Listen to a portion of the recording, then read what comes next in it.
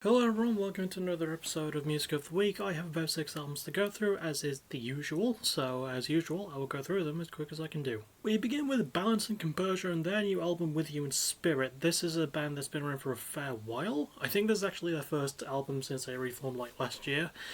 And I'm giving this one an A minus. I think part of the reason I'm giving it an A minus is because it sounds fucking good. I will admit there is a couple of issues with the production. I feel like it's a little bit too dense at some points, and it takes a while to get to the meatier part of the pacing. But when it hits those highs, it really goes for it.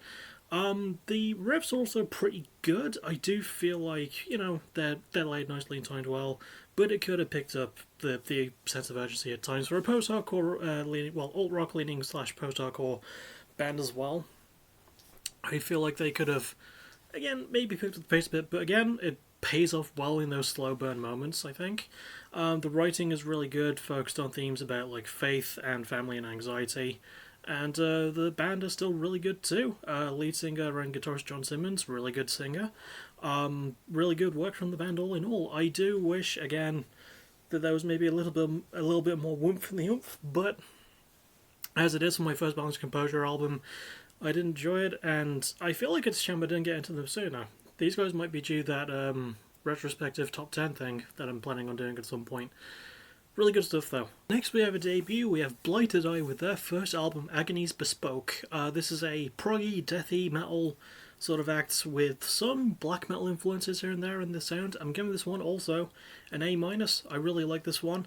Really good, just really good fucking work rate from the band. The drummer, John Davos, puts the fucking boots in, I'll tell you that much. And there is an interesting theme. It's based on a 2018 Australian film called The Nightingale, which I have never watched, but it's a historical thriller. And because of it being historical, I really wanted the band to build a tighter concept around something in a historical thing. But as the themes are, I don't hate them, I think the pacing is overall really good. Maybe a little bit long because the album is over an hour long. In fact, it's the longest album at exactly, well, I say exactly, but close enough. 1 hour, 1 minute, and 1 second. 3 ones, all in different places, but it does pay off eventually. It's just, maybe a couple of songs take the piss a little bit.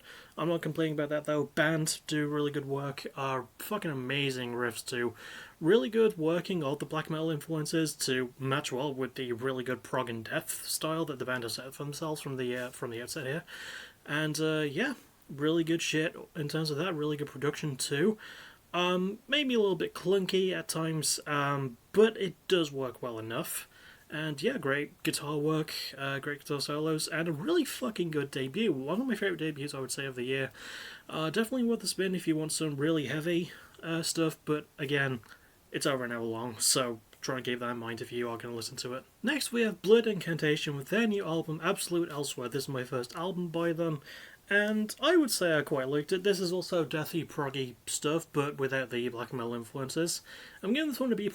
I liked the instrumentation all in all, really good guitar work. I would say in some places, maybe it was better, slightly better, in some places, not all places, than Blighted Eyes album. I couldn't remember the name of the band, and I just talked about them. But again, also weirdly long. So technically, right, this album has 2 songs, but they're both split into 3 parts, so it's technically 6 songs. And the album is over 40 minutes long, 43 minutes and 39 seconds I've got here. Yeah, really, really weird how that's put together. But I like the interpretation. I think the bands do a really good job as well. Especially the main lead guitarist, I think it is, Morris Kolontiski.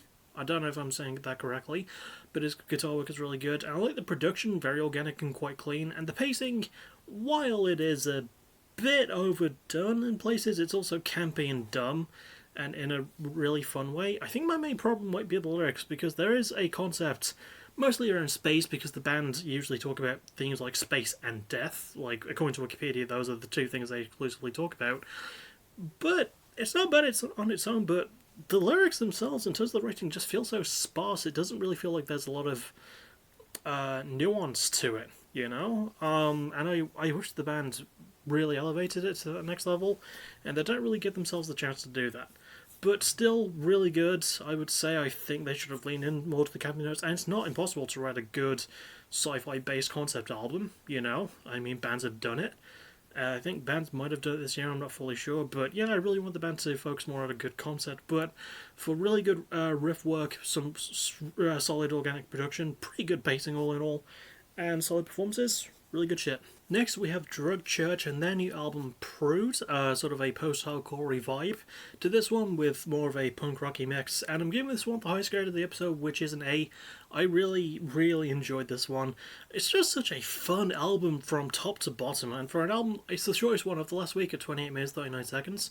It's just a very fun album to spin and listen to. I've listened to it a couple of times. It was just so fun. Such a fun album. I guess like if I have like one con, maybe the album is a little bit short, but I can't really hold that against it because the songs just flow nicely and they're just placed at the right points, so it's not really much of an issue. And yes, I am pretty much reading from the script on Discord. But yeah, just very fucking fun. The band are incredible. If I had to pick a standout, maybe lead singer Patrick Kindlon, but like, you know, that's mostly because his delivery is so goddamn good. Adding a lot of punch to the lyrics, which have an interesting theme of trying to accept a current situation without really seeking a way out or a way back in, just looking at the thing, trying to accept it and move on as best as you can. And I think that's a very interesting thing. You know, not a lot of bands are sort of covering that. Probably because, you know, it's very difficult to make sense of, but it's a really fucking good theme. Riffs are amazing as well. A lot of crunch, a lot of punch, a lot of really good guitar work, a lot of really good drum work, a lot of solid bass grooves too. The bass on this album is really good. Yeah, just overall a fucking vibey as hell album. Production's really good too. Very good flow in the mix and the engineering especially. Yeah, I don't really have many complaints. Again, maybe a little bit short, but like the overall song flow is good. And it gets a lot done for like an album with, is it 10 songs? It is 10 songs. That are all quite short, but again, just packs in so much into it. So if you just want something that is maybe a little bit short, but very, very sweet, I can recommend. Next, we have quite possibly the most anticipated listener of the video, Fever 333, with their second album, Darker White. And I'm giving this one a B+. I did like it. Don't get me wrong, I don't like it nearly as much as I like Strength in Numbers. Which is a shame because I feel like in terms of like lyricism and performances, I would say that this is better than Strength in Numbers in that way. Lead singer Jason Butler is still an amazing singer. His vocals are really good. I like his screams. He doesn't do that as much here, focusing more on singing and rapping, which is good. And he's got a really good flow and a really like distinct delivery when he does hit those really heavy bits. But, like, I like that he's not screaming as much, you know? I think he is someone that can convey emotion a lot, like, no matter what vocal technique he's using. Really like that, really love lyrical themes, again, focus on political things like racial inequality, prejudice, police oppression, and some gent stuff. The song High Power is a really good song that does touch upon trans issues in a positive way. And there's the song Murderer as well, which is sort of a love letter to the Palestinian people currently undergoing the attack from Israel. Fucking my favourite song on the album, 100%, and one of my favourite songs that Fever 333 has ever done.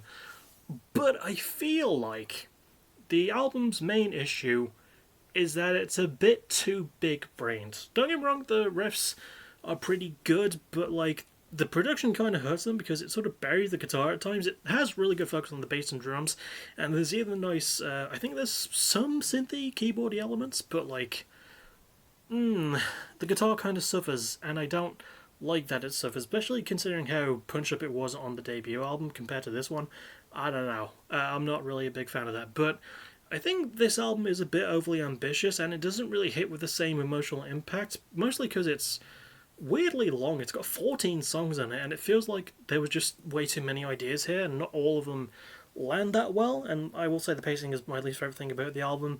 It doesn't really end with a satisfying song. It also feels like it's got generally more filler material that really should have been removed. But again, I still think Fever 333 are an absolutely fucking important voice in modern rock, let alone like an all-black band as well. You know, all the new band members, by the way, totally fit in well. Tom Pridgen, Brandon Davis, I think is the guitarist name, and April K on bass. And by the way, April K's like clean vocals on backing are amazing. Can she do more actual singing if Fever 333 do a new album without losing any of the members that they have? Because April K's got a really good voice. Like I've seen some live performances, and she knocks it out of the park on the backing vocal clean parts. But yeah, really good stuff from these guys. Not nearly as good as their debut, but still, it's Fever 333. And it's still going to be good shit. And finally, we have Trashboat with their new album, Heaven Can Wait. This is a band I've quite liked. In fact, this is the one band in this video, besides Favorite 333, of which I've listened to all the albums of. And this is probably my least favourite Trashboat album. I'm giving it a B. I liked the instrumentation. I think this is actually the band's heaviest album, right? Probably heavier than Don't You Feel Amazing, which is saying something because the album's heavy. The problem is that this album doesn't have as much nuance, and the lyrics aren't really as well written. They do sort of still focus on like more political themes, but the writing on them isn't on the band's typical level, and it feels a bit cheesy at times.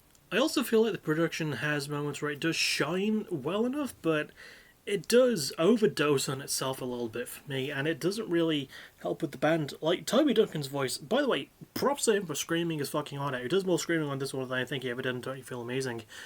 But his voice is only processed, especially when he's doing his clean singing. I like the mix enough, and I appreciate it for trying to go balls out, but it just didn't really fit for me. I don't know. I like the more heavy nature, so really good, like, crunchy riffs for that. And the pacing, I do actually appreciate the pacing a little bit, There is some really good song flow, and it's got some really good songs and some standout moments to it, but I feel like it's a little bit misguided in places, and I don't know if it's the band's fault, it might be, but they've been signed to Hopeless since their debut album, so I don't know exactly what didn't hold up here. I don't think this album is as good as any of the previous three. I will say Don't You Feel Amazing is probably still my favourite by them, but I would consider this a small blip, and I would still consider Trashboat a really good band. They just lean too much into the heavy parts without really adding a lot of satisfying substance, I guess you could say, which is weird because they tried, but again, something went off, and I'm not sure what. But still, Trashboat, I still recommend giving them a listen. Adding this because I think I forgot to include it in the video, but the genres I didn't cover for the last two bands, Fever 333 are a rapcore band with sort of like hardcore punk elements, and Trashboat are more of a punk rock band with more pop-punky roots, but this is their most punk rocky sort of album, so I thought I'd get that out of the way before people yell at me. Next is the unofficial ranking system, so we'll go with Trashboat with Heaven Can Wait at the bottom. Sorry. Fever 333 with Darker White just above that. Also sorry. It was a really good week for music, but I had to make some cuts somewhere. Blood Incantation with Absolute Elsewhere, then Balance and Composure with You in Spirit, then Blighted Desire with Agonies Bespoke, and at the top firmly, Drug Church with Prude. As always, go listen to all these yourself and formulate your own opinions, because that's what makes this shit interesting, bruh. And as for favourite album cover and favourite song, they both go to the same thing, which is Drug Church. Album cover is amazing. Like, as a friend of mine said when he looked at the cover, because I shared album reviews with him, he said it's very minimalist, but it's got like a really good arty vibe, and yeah, I agree. It looks good.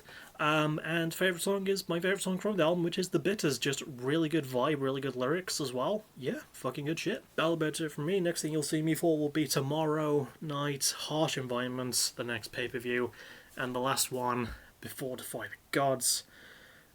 I can't believe that's just barely 4 weeks away now.